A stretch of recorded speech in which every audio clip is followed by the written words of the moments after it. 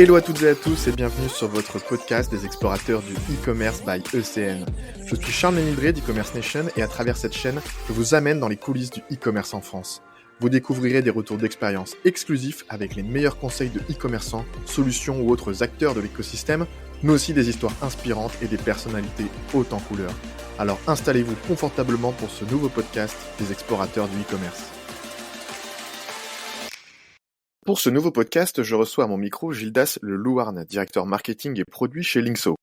Linkso Connect Payments est une solution d'initiation de paiement par virement permettant aux marchands d'encaisser des règlements de tout montant en l'espace de 10 secondes sans impacter le plafond carte du client. Nous revenons sur ces différents points avec Gildas qui vous explique comment et pourquoi ce moyen de paiement est en train de se faire une place sur le marché. Bonjour Gildas, merci d'être à mes côtés pour ce nouveau podcast des explorateurs du e-commerce. Alors, est-ce que dans un premier temps, avant qu'on parle un petit peu de notre thématique et de ce qu'on va se dire pendant ce podcast, est-ce que tu peux te présenter, nous parler un petit peu de ton parcours, de ton job actuel et tes champs d'action aussi chez Linkso? Bonjour Charles, enchanté pour ce moment que tu me consacres et qui va nous permettre de parler de nos sujets communs. Donc aujourd'hui, je suis Gildas Le Louarn, je suis directeur marketing et produits chez Linkso depuis 2019 et je m'occupe en partie des solutions de paiement que l'on met à disposition des e-commerçants. Pour me représenter rapidement, j'aime bien dire que j'ai eu 3 vies. Une première dans l'industrie où j'ai travaillé dans de l'informatique industrielle et puis ensuite j'ai rejoint un payment service provider pour fournir des solutions de paiement aux commerçants et aujourd'hui Linkso depuis 2019 pour fournir des solutions open banking dont l'initiation de paiement dont on va parler aujourd'hui.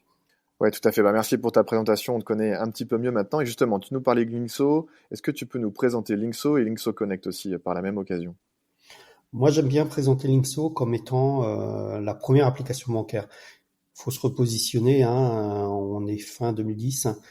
On commence à tous avoir des smartphones avec de la connectivité dans nos poches et on ne peut pas consulter nos comptes bancaires.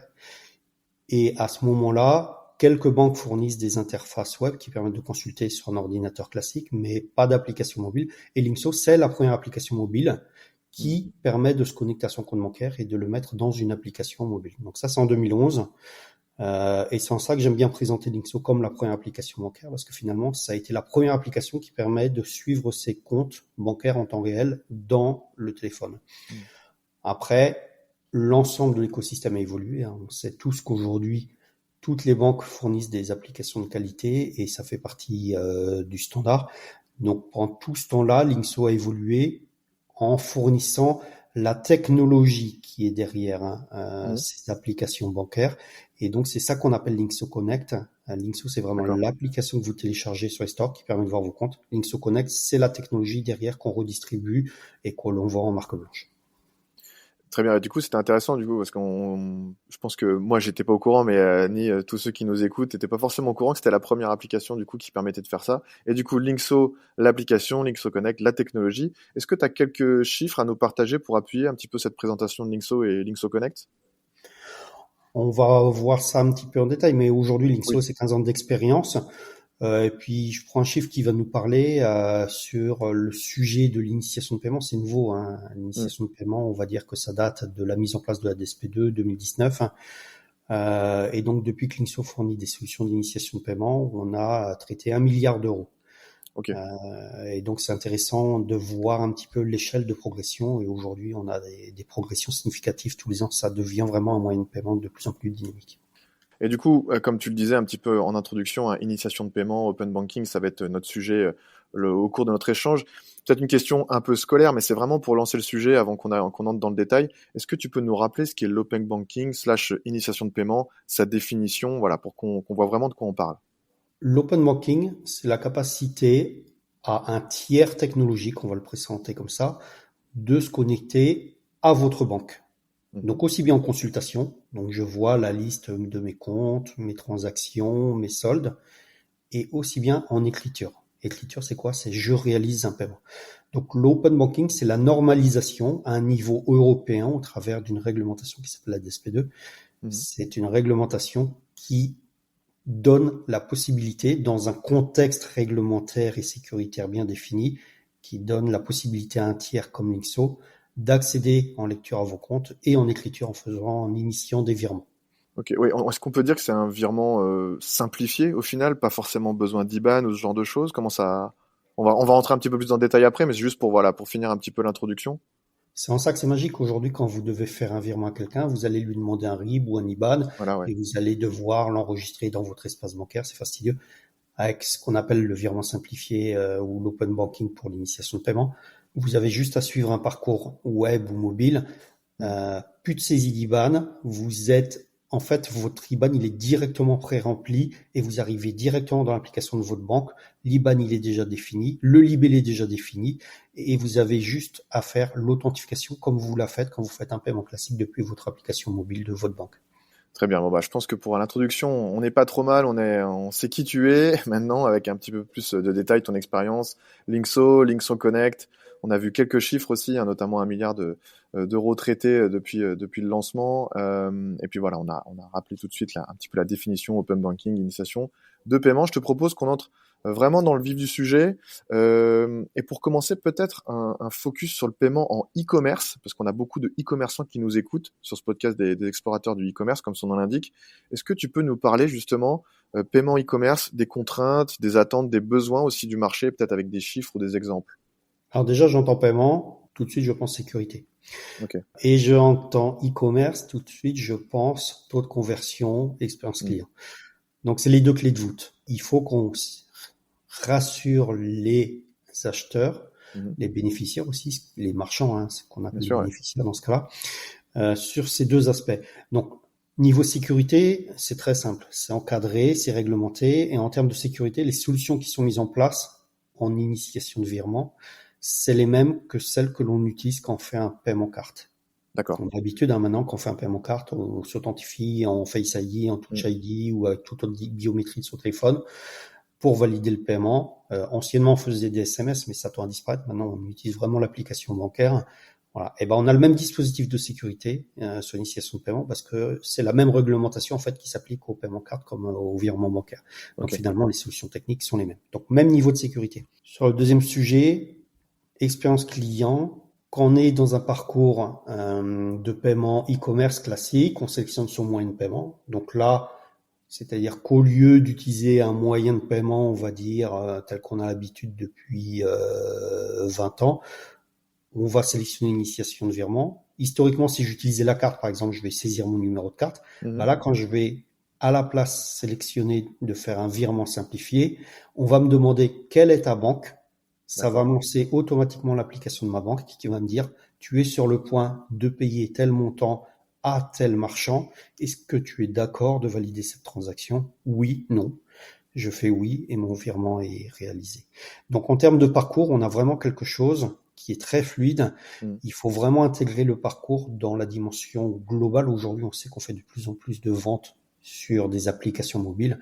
Et donc dans les applications mobiles, en plus, comme c'est sur le même téléphone en général qu'on a l'application de sa banque, on passe juste du contexte e-commerce à l'application de sa banque et on revient au contexte e-commerce.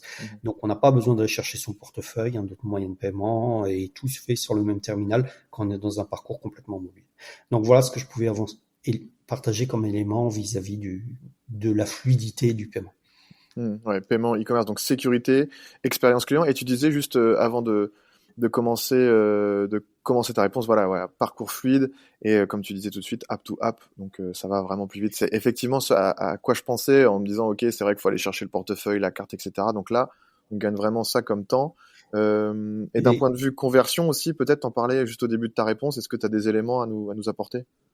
Oui, ce qui est intéressant, c'est que moi, je fais pas partie de ceux qui mettent l'initiation de paiement en opposition à la carte. La carte, c'est le moyen de paiement le plus utilisé en France, de très loin, c'est très mature, c'est bien installé, ça marche bien. Par contre, on connaît les limites de la carte, c'est quand les paniers augmentent, que l'on dépasse les plafonds cartes, c'est là que ça commence à devenir problématique. Et c'est là la force de l'initiation de paiement. Les plafonds ne sont pas calculés de la même manière que sur la carte. C'est des plafonds par transaction, pas des plafonds glissants. Ils sont généralement plus élevés et en plus, on a la capacité de les paramétrer avec sa banque. Donc nous, ce qu'on observe, c'est qu'on voit vraiment une croisée des courbes où le taux d'acceptation en carte baisse et le taux d'acceptation en initiation de paiement augmente.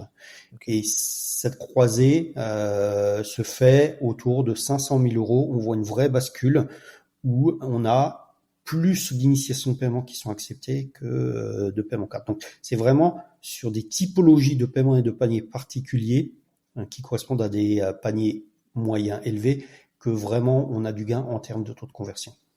Ok, oui, donc comme tu disais tout de suite, c'est pas forcément un duel entre carte et virement. Au contraire, comme tu disais tout de suite, ça dépend vraiment de la typologie de produit, du panier moyen, etc. Donc faut pas les mettre en opposition.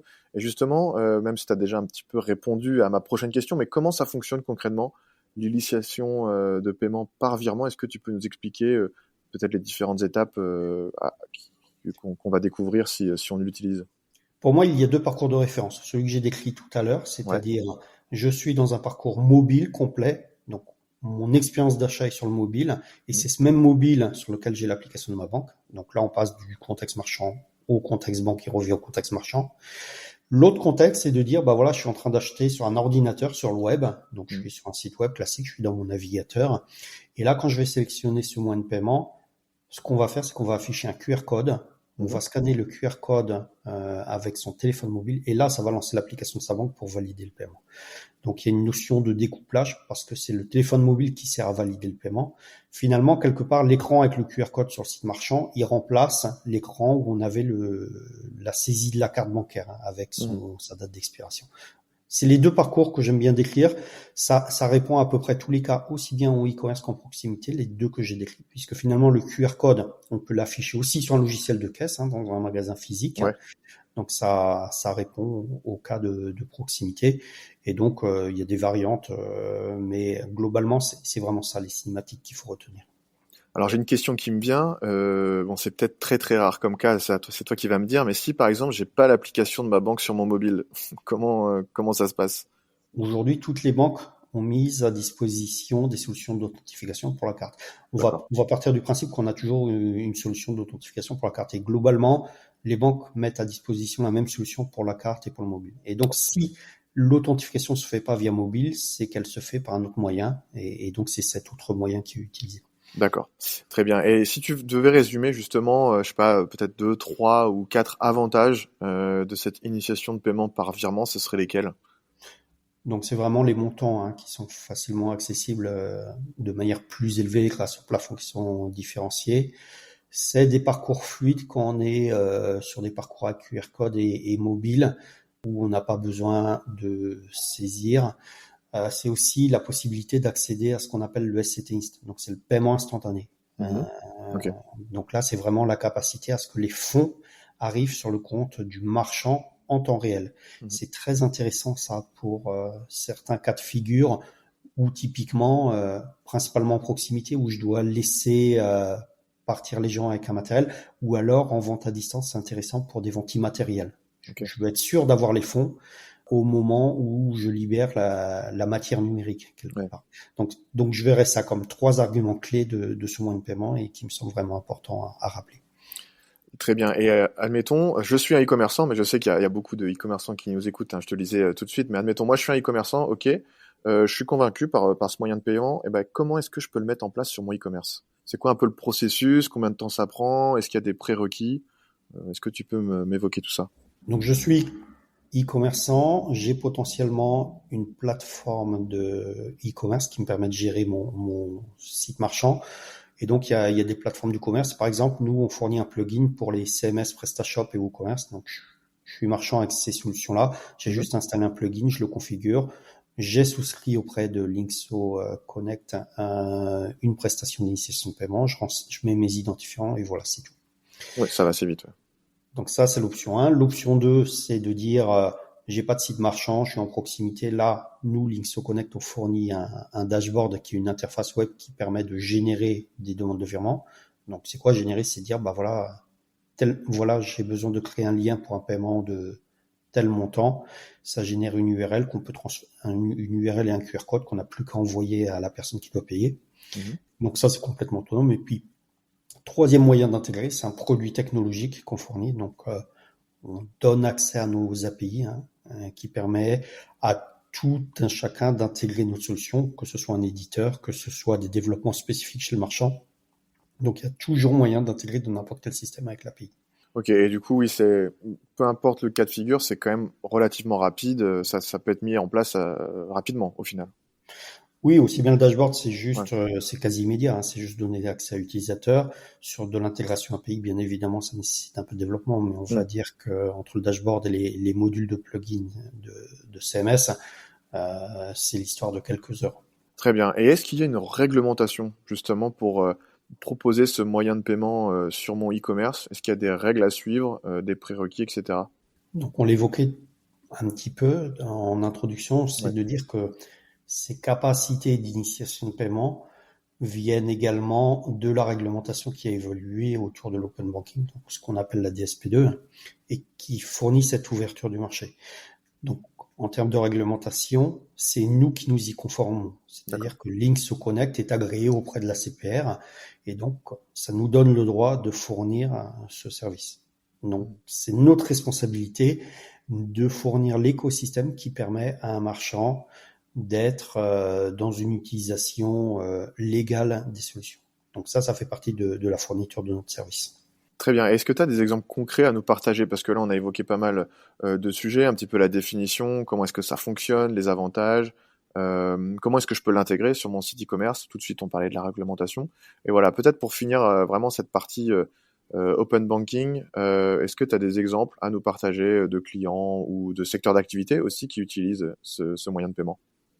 Oui, et c'est lié aussi à des éléments du moyen de paiement qui sont intrinsèquement avantageux. On en a cité 3 tout à l'heure, Ouais. mais c'est quand même important de voir aussi que si on le compare à du virement classique, ce qu'on appelle virement manuel avec ses IDIBAN, Mhm. avec l'initiation de virement, on peut avoir une réconciliation automatique. Ok. Fini la corvée de dire bah attends, j'ai quel client qui m'a payé, c'était tel montant tel jour, mais le libellé il est pas bon. Ouais.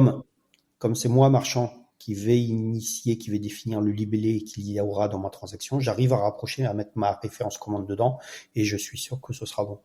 Et donc, ça, plus le fait que finalement, les coûts sont plus faibles puisque par rapport à beaucoup d'autres moyens de paiement en initiation de virement, il y a moins d'acteurs qui se rémunèrent. Ça nous permet d'avoir vraiment de l'intérêt dans les cas d'usage à panier élevé. On l'a vu tout à l'heure sur les Ouais. taux de conversion, mais l'autre avantage, c'est que les solutions de paiement, elles ont une tarification qui est vraiment modulée en fonction du montant de la transaction et donc sur des paniers élevés, ça augmente très vite. Avec l'initiation de virement, comme la structure tarifaire est différente, le coût de la transaction va augmenter moins vite. Mhm. Donc du coup, nous, ce qu'on voit aujourd'hui, c'est vraiment des secteurs où le moyen de paiement est promu. En particulier, c'est ce qui est autour du voyage, de l'automobile, de l'ameublement. Je pense à des Ok. cuisinistes, par exemple, où ils ont une particularité. Souvent, c'est on paye en plusieurs fois Ouais. parce que on paye au moment de la signature du contrat. Il y a la fabrication de l'ameublement, il y a la livraison, il y a l'installation. Et à chaque fois, finalement, il y a un contrat qui est conclu où il y a un paiement à chaque étape. Et avec l'initiation de paiement, enfin, on va dire historiquement, on sait tous, on faisait 3 chèques et Voilà, puis ouais. les chèques étaient encaissés. Bah là, on a la capacité à dire, bah, je vais pas faire 3 chèques. Là, aujourd'hui, tu es devant moi, je t'affiche un QR code. Vous le voyez tout à l'heure avec le dashboard. Mhm. On crée une demande de paiement pour le premier montant.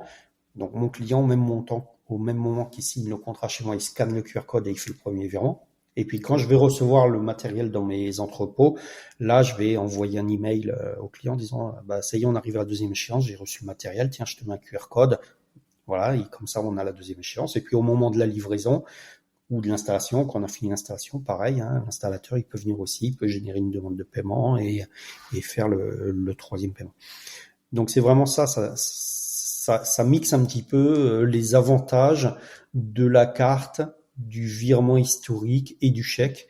C'est un peu un moyen de paiement hybride qui mixe des avantages de chacun, qui répondent vraiment sur des secteurs d'activité. Je rappelle, un meublement, voyage, automobile, Mhm. c'est des secteurs d'activité avec des gros montants, avec des paiements qui nécessitent de l'échelonnage dans certaines activités. Et là, vraiment, ce moyen de paiement a des arguments à faire valoir.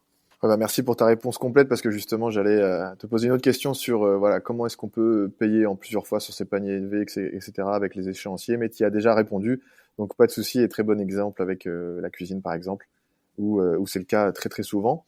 Donc merci pour ces réponses. Avec ton expérience, tu nous l'expliquais tout à l'heure, et puis voilà aussi ton point de vue à toi, de manière générale, quel est selon toi l'avenir du paiement dans le e-commerce? Question vaste, hein, je sais, mais voilà, qu'est-ce que tu en penses de ça? Un paiement e-commerce, un sujet vaste. Je sais même pas par où commencer. On a parlé longtemps, c'est la génération Amazon, hein, on parlait de paiement en un clic. Maintenant on parle de paiement sans clic. Oui. Bon, ça change pas grand-chose au sujet que de toute manière la réglementation, enfin RGPD plus les réglementations autour du paiement, de l'open banking, etc. impose un consentement de l'utilisateur. Donc 0, 1 ou 10 clics, peu importe, il faut que l'utilisateur il soit conscient de son paiement et qu'il le confirme. Donc tout le défi, c'est comment faire en sorte que l'on obtienne le consentement de l'utilisateur de la manière la plus fluide possible. Et c'est en ça que cette solution de paiement aujourd'hui, c'est un challenger. Hein. On va pas faire, c'est nouveau. Les moyens de paiement, c'est toujours très très loin à s'installer. Mais c'est un moyen de paiement. Allez, je vais dire qu'il est de 2020. On commence à avoir des solutions qui sont fiabilisées depuis 2020. Donc c'est un moyen de paiement qui a 4 ans. Je vous rappelle, hein, la carte, elle a plusieurs dizaines d'années. Oui.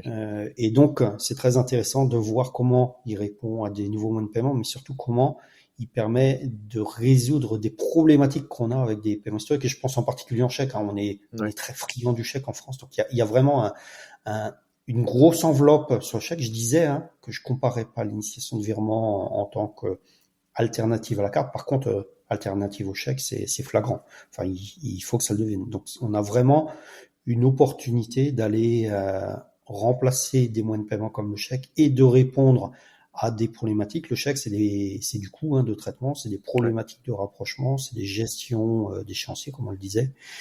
Donc, on est sur un moyen de paiement innovant qui est en train de s'installer, qui est de plus en plus utilisé. C'est un challenger, faut le voir comme ça. Et c'est très intéressant finalement puisque ça nous permet de résoudre des nouveaux défis et de se projeter sur des nouveaux usages. Très bien. Et du coup, oui, j'allais te demander sur les 4 dernières années, puisque tu nous parlais de 4 ans là, tu vois vraiment que la différence commence à se faire sur les défis, les attentes aussi des consommateurs par rapport au chèque tout de suite. Hein. Tu vois que c'est en train de monter petit à petit et que ça va continuer à progresser de toute façon. C'est le cas d'usage sur lequel on travaille avec nos partenaires de manière la plus novatrice, je dirais. Okay. C'est-à-dire que quand on fait un moyen de paiement, on se dit tiens, je veux faire la même chose que le moyen de paiement d'à côté. Et quand on discute avec des clients pour faire évoluer le produit, parce que je suis dans la définition du produit, quand on discute avec nos clients qui disent ton produit il est super, moi mon cas d'usage c'est celui-là. Et il y a un petit delta entre le produit et mon cas d'usage, il faut le faire évoluer comme ça.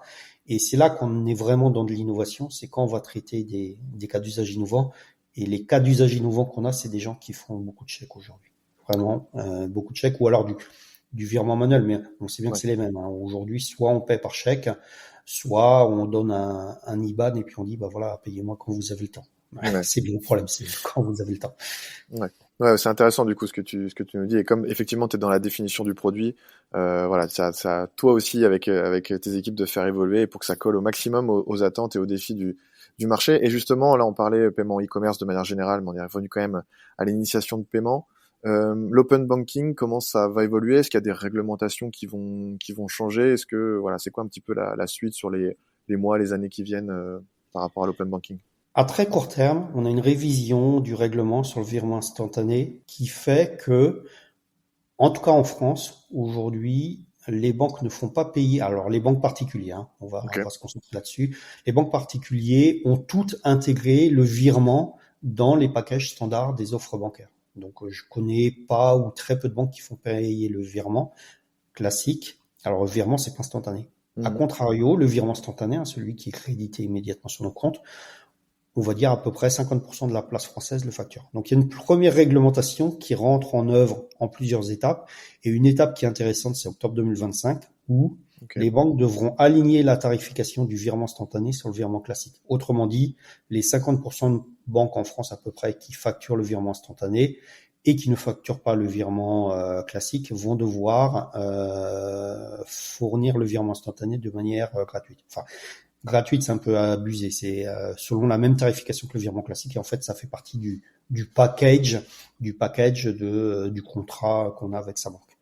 Donc ça va vraiment changer la donne, parce que même si notre solution, elle sait faire du virement et du virement instantané, quand on fait un virement instantané, il faut quand même expliquer au client final qu'il va payer une petite quote-part par rapport au coût de sa banque. Donc ça va vraiment être quelque chose qui va changer des choses à partir d'octobre 2025, qui va développer le virement instantané. C'est-à-dire que l'initiation de paiement, elle se développe avec le virement classique aujourd'hui. À partir d'octobre 2025, en plus, petit à petit, ça va remplacer le virement classique, puisque finalement, comme ce sera au même coût, il y aura quasi plus de raison de faire des virements classiques, et donc on va rentrer dans l'ère de l'instantanéité. Donc c'est ça qu'il faut se voir. 2025, ça va être l'ère de l'instantanéité. Octobre 2025, ça va être le début de l'ère de l'instantanéité dans le paiement. C'est quand même une grosse révolution. Je voulais juste dire ça, mais effectivement, j'avais une question qui m'était venue sur, ok, donc le virement classique va forcément petit à petit laisser place à l'instantané, puisque tout le monde voudra de l'instantanéité, pardonne-moi. Mais ok, et du coup, je crois que tu avais une autre réponse à me donner. Excuse-moi, je t'ai coupé, mais c'était juste pour revenir là-dessus. Ça c'est très palpable, hein. Là, on est dans un futur proche. Après, il y a des évolutions autour de l'open banking, l'open finance qui sont un peu plus lointaines. Je vais parler de jargon technique, PSD3 et RSP. On va dire que c'est une révision de la DSP2, telle qu'on la connaît, qui a ouvert ça, qui essaye de traiter des limitations. Donc, c'est là pour corriger la DSP2. Donc, ça, on est dans un horizon temporel un petit peu plus loin. On parle de quelques années. Et puis, je vais pas en parler longtemps, mais comme on est un acteur open banking, aujourd'hui, on réfléchit aussi à l'open finance. Vous en avez peut-être entendu parler sous le nom de FIDA. Donc là, on se projette encore plus loin. Et ça va au-delà du sujet qui nous intéresse aujourd'hui, du sujet du paiement. Mais aujourd'hui, c'est ça qui se passe sur la place européenne. Et du coup, bon, là, on a parlé un petit peu de l'avenir. Et l'avenir de Linkso, de manière générale, sur la fin d'année, par exemple, et après sur 2025, c'est quoi un petit peu les projets à venir? Donc nous, on a majoritairement des clients, un secteur d'activité historique qui est sur la France. Et donc aujourd'hui, notre gros sujet là sur la fin d'année, c'est l'extension de notre couverture géographique. L'extension, alors couverture géographique, c'est par rapport au pays de la banque du payeur. Vous êtes marchand, vous recevez des fonds sur votre compte. La question, c'est depuis quel pays paye mon acheteur. Oui. Donc aujourd'hui, on est plutôt actif sur la France, le Portugal et l'Italie, et on va étendre notre couverture géographique à l'ensemble de l'Europe. Donc ça, c'est gros chantier. Et puis l'autre sujet sur lequel on travaille, je vous parlais un petit peu de réflexion avec nos clients en remplacement du chèque. Voilà, on fait évoluer le produit pour répondre à des cas d'usage de nos clients. Et c'est là que c'est intéressant. Je donne un exemple tout à l'heure sur les échéanciers. C'est typiquement sur ce genre de sujet qu'on peut être amené à travailler avec des partenaires. Mais il y a d'autres sujets. C'est vraiment le côté innovant du moyen de paiement. Très bien, ouais, on a pas mal de sujets à venir, du coup, on suivra ça avec attention, bien sûr. Et vous qui nous écoutez, évidemment, n'hésitez pas à aller vous renseigner si vous ne connaissez pas Linkso, Linkso Connect ou l'Open Banking, etc. Je vous encourage à aller faire votre petite veille, soit sur e-commerce nation, soit directement via Linkso. Vous pouvez aussi rentrer en contact avec les équipes de Linkso pour avoir toutes les réponses à vos questions. Gilda, j'ai une dernière petite question pour toi, puisqu'on arrive au bout de notre échange sur l'open banking, etc. Mais est-ce que je peux te laisser un mot de la fin pour conclure notre échange par rapport à ce qu'on vient de se dire, ou est-ce que tu as des conseils pour des e-commerçants qui nous écoutent, etc. Oui, on disait tout à l'heure, l'initiation de paiement, quelque part, c'est un challenger, c'est un outsider. Donc forcément, aujourd'hui, on est encore un petit peu dans une époque où c'est un peu comme la voiture électrique, j'aurais tendance à dire, où faut oser se lancer, faut se jeter dans le bain. Donc j'aurais tendance à dire aux commerçants, osons ensemble. Il faut essayer, il faut voir votre cas d'usage. Peut-être que tous les cas d'usage n'ont pas la même valeur, mais il y a clairement des cas d'usage qui ont beaucoup de valeur. Et donc, n'hésitez pas à vous lancer dans le bain, d'aller réfléchir, regarder un petit peu ce que ça veut dire, à le tester aussi, puisque finalement, les implications de mettre ce genre de solution en place sont pas forcément très importantes. On a vu que c'était potentiellement très simple à intégrer avec des CMS ou des dashboards. Donc, autrement dit, jetez-vous dans le grand bain, essayez, on est là pour vous accompagner. Je pense que c'est comme ça que l'on peut découvrir que l'outsider, il a de la valeur, quoi. Faut oser. Très bien, écoute, le message est passé. Gildas, c'était un plaisir en tout cas de te recevoir sur ce podcast des explorateurs du e-commerce. Je le répète, t'es directeur marketing et produit de Linkso Connect. Donc merci pour toutes ces réponses sur l'open banking, sur un petit peu voilà ce moyen de paiement, comment est-ce qu'il se fait petit à petit sa place, comment est-ce qu'on l'intègre, comment est-ce que ça fonctionne. Donc voilà, on va dire que ce n'est que le début pour l'open banking, mais c'était un plaisir de discuter de ça avec toi. Je te souhaite une très belle continuation et puis peut-être à bientôt pour évoquer les différents chantiers à venir pour aller encore plus loin sur l'open banking. Donc voilà, bon travail à toi, bonne continuation à toi et à toute l'équipe Linkso et Linkso Connect à tes côtés et à bientôt. Merci Charles. J'espère que ce podcast des explorateurs du e-commerce vous a plu. Si c'est le cas, n'hésitez pas à lui mettre 5 étoiles. Je vous encourage également à vous abonner pour découvrir de nouvelles histoires inspirantes. Et si vous souhaitez nous partager votre expérience, je vous invite directement à me contacter. On se retrouve très bientôt pour un nouvel épisode. En attendant, rendez-vous sur e-commerce nation pour profiter de l'ensemble de nos ressources, articles, infographies, e-books, webinaires, émissions web et bien plus encore. Rejoignez également notre newsletter, nos réseaux sociaux ou encore notre chaîne YouTube pour ne rien manquer des actualités de l'écosystème. Bonne exploration du e-commerce à toutes et à tous.